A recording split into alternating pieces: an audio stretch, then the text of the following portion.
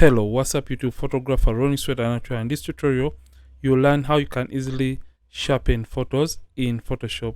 So before proceeding, I want to put some little disclaimers about sharpening. So sometimes most of you, when you're retouching images, you tend to lose out on skin texture, and maybe I don't know where you hear this from. You feel like when you sharpen, the image is going to bring back skin texture, which is a wrong perception. Sharpening images does not create skin texture in the image. So sometimes people post photos and they have over sharpened them in a bit to recover skin details or skin texture, and these images tend to have those very dark pixels within them. So sharpening won't create skin texture. So when you're editing images, you have to also take that into consideration, that sharpening won't create skin texture. So for whichever technique you're using for skin retouching, you always have to make sure that you are retaining skin texture in the image, so that when you're sharpening, you already sharpen the already existing skin texture if at all you want to enhance or make that skin texture evident in the photo. So sharpening basically improves on the visibility of already existing pixels and not non-existing pixels in the image. So after ensuring that you have understood that, you're going to look at what the major aim for today's tutorial is. So basically there are so many ways of sharpening, and by the way, if at all you find the video helpful, I request that you hit the like button, because it's going to help YouTube push and recommend this video to many people out there. So there are so many techniques of sharpening. We have the high pass method, the unsharpen mask method, but this one today is going to be a very easy way how you can easily sharpen. So basically this is the image before sharpening, and by the way, we are using Photoshop. So this is the before after. You can see how sharp the image has gotten to be, but we can say skin texture for the before image was a little bit blurry, but was still existing in the image. Then after sharpening, it made those already existing pixels or details be prominent. So just going to delete this and we go and understand how you can easily sharpen images.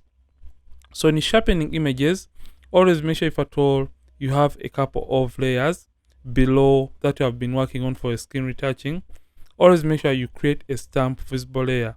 By this I mean you have to create a screenshot for the previous processes that you have been working on in the image, and that screenshot can be created by simply pressing Shift Alternate Control E on the keyboard if at all you're using Windows. Then if at all you're using Mac, simply use Shift Option Command E on the keyboard to create this layer. But for my case, I only have a background layer. So basically what I will do is simply duplicate the background layer by simply pressing Ctrl J on the keyboard, or you can use Command J to create this layer. So when you're applying sharpening to images, we always want to be able to change the values later on after applying them on this very layer. So in order to be able to change the values of the sharpening on the image later after applying them, we simply have to change this layer into, or convert this layer into a smart object. So there are two ways you can do that. Simply come to filter and you come to convert for smart filters, or you can simply right click on the layer that you want and simply come to convert to smart object. So this is going to create a smart object icon right next to the icon right here. So after doing that, we are simply going to come to filter and we come all the way to sharpen, and we're going to come to smart sharpen right here. So left click on it and it's going to open up the smart sharpen window. So this is the smart sharpen. So usually you may have this all the way set to as 0, and I'm going to be going through all these. So you can see in the smart sharpen preview, you can see that we have a preset option. So make sure it is custom, because we want to customize our sharpening for this image, and we have amount radius and reduce noise. So basically this is what we're going to be having. and we also have remove. So basically, sometimes images that look blurry are caused by motion blur. So we always want to make sure remove is set to remove motion blur, just like that. So after, you can see amount, as it says right here, is the amount or the level of sharpness that you want to embed in your image. Then the radius is how wide you want the pixels to be spread regarding the sharpening. And sometimes when you're sharpening images, it tends to bring up or create digital noise. So sometimes we would love to slightly reduce on the amount of noise entered or embedded in the photo when you're trying to sharpen it. So you're simply going, first of all, come to the amount and simply take up the amount. So as we're taking up the amount, you can notice that we are around 260, and we can't see the effect quite better unless we turn on the preview option on and off. So I'll zoom in by pressing Ctrl plus so that we can see sharpening in real time. So after we come to the radius, so we just want to see how far the radius. So you can see when I take the radius slider all the way up, you can see how much the pixels are going to be spread and how prominent they are going to be in the image. So we don't want to always take the radius up, and you can see it creates that annoying black pixels within the photo. So we don't want to do that.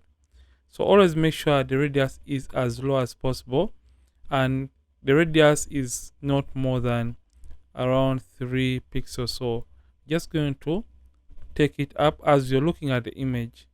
So you can see right now the image looks sharp enough. So 1.6 can do for this image. So you can just come to reduce noise and slightly reduce on the amount of noise created as a result of that sharpening.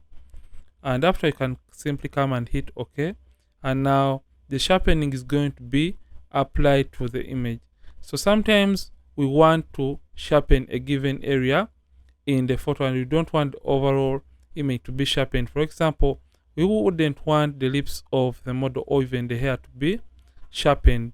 So in order to do that, remember this is a smart filter or a smart layer. So if at all you feel like you over sharpen the image, you have two options right here. So if at all you over sharpen, you can come to the opacity and simply reduce on the opacity, or you can simply double click on the smart sharpen layer right here, and it's going to open the previous settings for sharpening that you apply to the image. Then if at all you want to sharpen a given area or specific areas and you don't want to sharpen others, simply select the white layer mask and simply press Ctrl I on the keyboard to invert the sharpening effect. And you can simply come and get the brush tool right here. Make sure the hardness is set all the way to 0%. Mode is normal, opacity at 100%, and flow at 100%. Make sure you have black and white by resetting and clicking on these tiny boxes. So make sure white is the foreground color. Remember, we want to reveal the sharpening that was hidden behind this black layer mask. So with the brush tool, simply paint on the areas or over the areas that you want to sharpen in your photo. So you wouldn't want to sharpen the lips or the teeth. So just sharpen those areas that you want to have more details than the rest of the image. And in that way, you're going to be targeting and really precise with the sharpening. So you can see that we have now sharpened those areas, and you can see the quick before and after for your sharpening. This is the before after we have been able to sharpen the image in Photoshop. So this is how you can easily sharpen images in Photoshop. And if at all you have learned a thing or two from this video, don't forget to like this video and don't forget to subscribe this channel. If at all you have been watching and you're not subscribed yet to this channel, Ronix from Ronix Photography, thank you for watching and see you near more amazing tutorials. And don't forget to keep practicing and also keep creating.